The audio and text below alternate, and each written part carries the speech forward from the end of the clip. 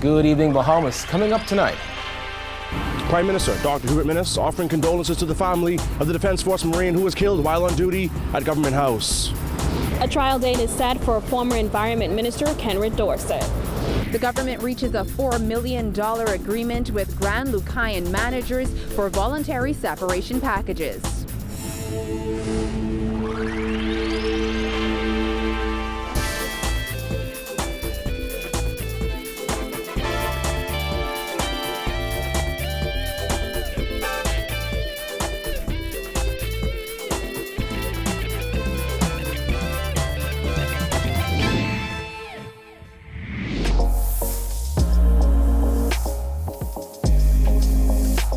Our news is brought to you by Alive.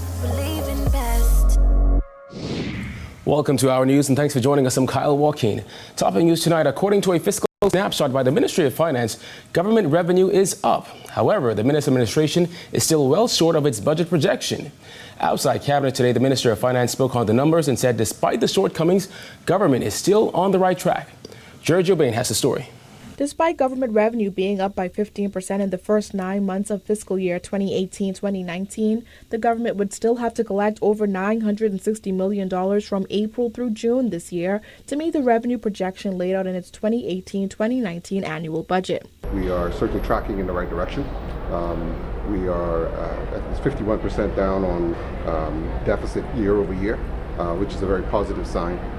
We continue to be very cautious about making any, bold statements in this regard because, again, we still have 3 months to go. And as you know, anything can happen. Even as we go in towards the hurricane season, anything can happen. But as we look at the trends and we've done our forecast for the end of the year, we do believe that we will meet our target. In its snapshot, the Ministry of Finance highlighted accommodation to hotels, resorts, and development projects as a reason for the shortfall in VAT collections. Turnquest said the Ministry of Finance is currently in the process of recruiting accountants to aid in the compliance department. We have a fairly high level of compliance, so it's not a gaping problem. We do know that there are some entities that continue to be challenged, and we are. Our objective is to facilitate and to help them to become compliant. As you know, we recruited and are recruiting a number of accountants to help us beef up our compliance unit, audit section. The report also highlighted the impact of delays in collecting taxes from gaming houses. However, Turnquest said they fully intend to pursue those taxes to get what's owed to Bahamians. There has been I'm sure you're aware, there's been a negotiation, if you will, and some accommodations made in regards to our initial position. And I don't see us moving from that point at this stage. We've held the position that it is a fair tax, nobody wants to pay taxes, but we all have to pay our fair share to ensure that government can provide the kinds of services that our people need. But did it affect how well you were able to do? If my memory serves me, we're about $5 million down from where we expected to be at this point. Turnquest said this is an exercise in changing the way we think about government finances and spending, putting into place the fiscal laws and rules that will cause discipline to be natural and to make sure that we don't end up with runaway spending as done in the past. But looking at the snapshot, he is confident that the government will meet its goals. We are actually exceeding expectations in some areas. We are behind a bit on our customs trade taxes, and we're analyzing to see what exactly that is and why that's occurring. But other than that, we are fairly comfortable as to where we are and pleased in some areas that we've been able to exceed our expected level of revenue with no increase in taxes in those particular areas. Reporting for Our News, I'm Giorgio Bain.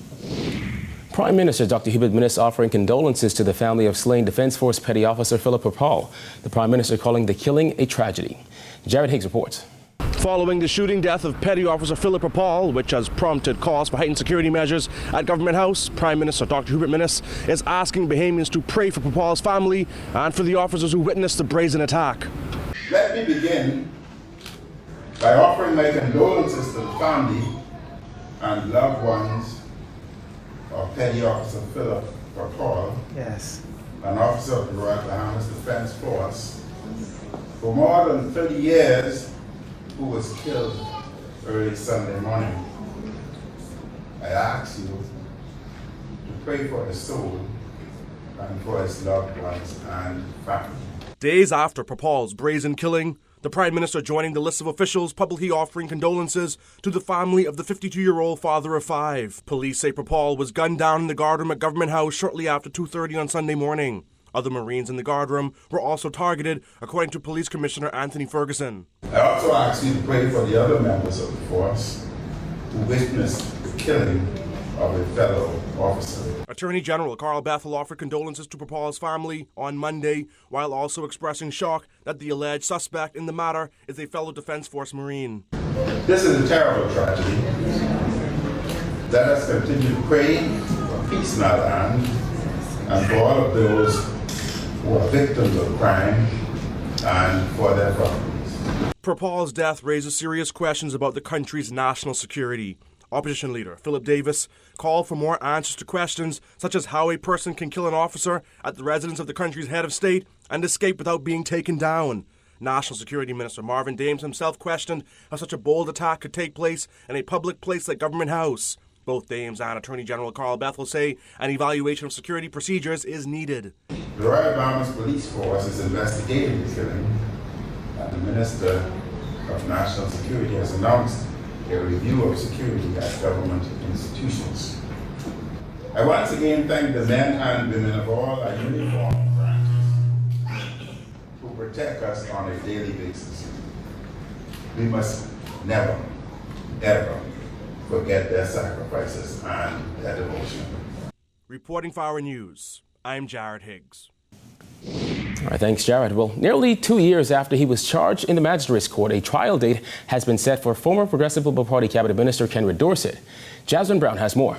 Dorset, who served in the last Christie administration, appeared in the Supreme Court before Justice Carolina Bethel. Justice Bethel set the trial date during a status hearing on Tuesday morning. The trial is set for March 23, 2020, and is expected to end 2 weeks later on April 3, 2020. The Crown did not object to a continuation of Dorsett's bail. The former Southern Shores MP is currently on $50,000 bail with 2 sureties. He has also had to surrender his travel documents. Dorset, who served in the former Christie administration, is currently facing 4 counts of bribery. In July 2017, the former cabinet minister was originally charged with bribery and extortion, but last April the extortion charges were dropped. Dorset is charged over allegations he used his former ministerial position to solicit $120,000 in bribes from Jonathan Ash between March 1, 2017 and May 9, 2017. The allegations concern the purported exchange of funds in connection with work done by a heavy equipment operator to move debris from the New Providence landfill following a massive fire at the site in March 2017. Attorneys Terry Archer and Destiny McKinney appeared for the Crown. Dorset was represented by attorney Damian Gomez QC. He's expected back in court on October 1st for a status hearing. Reporting for Our News, I'm Jasmine Brown. An agreement has been reached for the payout of managers at the Grand LUCAYAN Resort. Tourism Minister Dionisio de Aguilar confirmed today that the payout for those managers will be over $4 million. Jillian Gray has more. After months of negotiations, managers at the Grand LUCAYAN Resort have finally struck a deal with the government over those voluntary separation packages. We have come to an arrangement with the managers union at the LUCAYAN. We have a deal.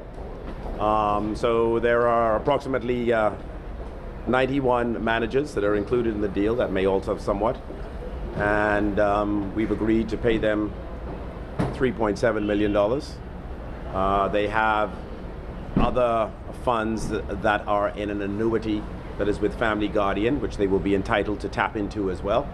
So that'll take the total payout to $4.4 million.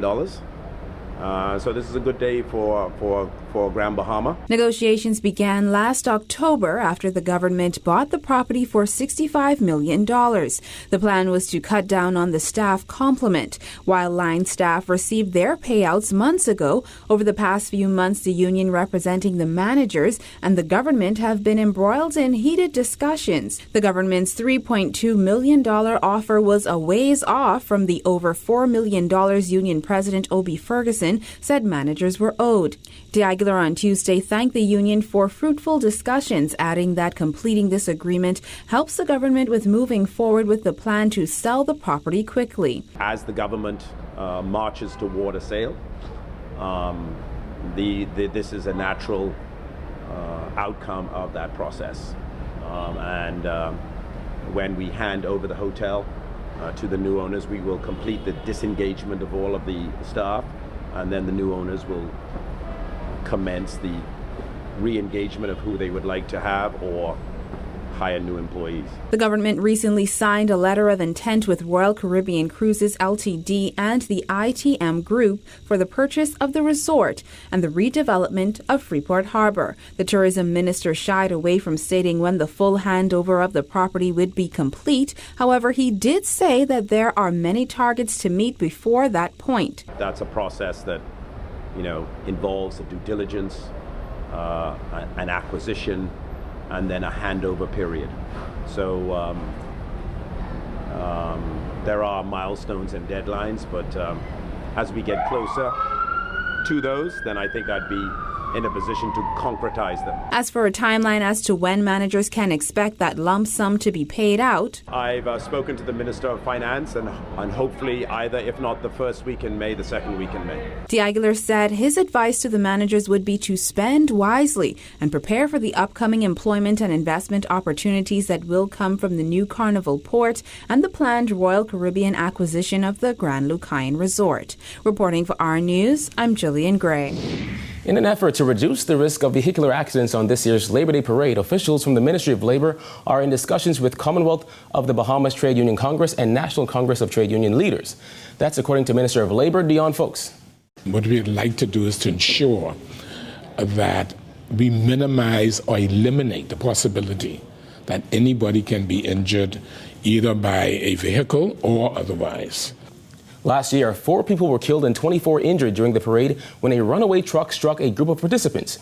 Eyewitnesses said the truck strolled down the street, hitting multiple people as it picked up speed. TUC Secretary General Tyrone Morris said the union does not anticipate the elimination of vehicles, but that it will try to reduce the number on the actual parade. Folks has told reporters that the government is still in talks with the union in order to determine exactly what the rules are going to be. The march is controlled by the trade union movement. But as you know, as the Minister of Labor, we have a very good relationship with the movement, and they always respect the views of the government. So I will be making an intervention to them. Still to come, 2 water and sewage unions get their strike certificate. Plus, the Prime Minister sends condolences to the people of Sri Lanka. Stay tuned.